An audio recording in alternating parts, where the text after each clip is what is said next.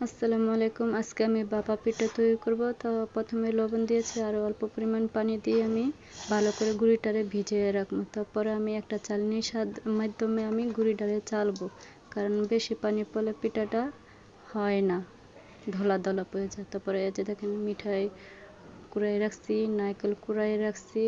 এই যে এখন আমি পিঠা বানাবো, তার জন্য একটা পিরিচ রয়েছে, পিরিচের মতন মাপ মতন অল্প পরিমাণ আগে দিয়ে গুঁড়ি দিয়ে নারকেল দিলাম, মিঠাই দেবো। তারপর উপরে আবার আমি গুঁড়ি দিয়ে আমি ভালো করে একটু হালকা করে ঝেঁতে হাতে চেপে চেপে আমি এই যে কাপড়ের মধ্যে দিয়ে আমি ঢেকে দিলাম, ঢেকে মেরে। দেখেন আমার পিঠাটা এখন তৈরি হয়ে যাবে।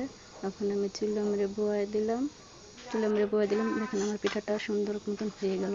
দেখেন একটু পিঠাটা নষ্ট হয় না। একে একে করে আমি সব এভাবে পিঠা তৈরি করিব, আর একে একে করে সব পিঠা আমি এভাবে বানিয়ে নিব ঢাকনা দিয়ে ঢেকে।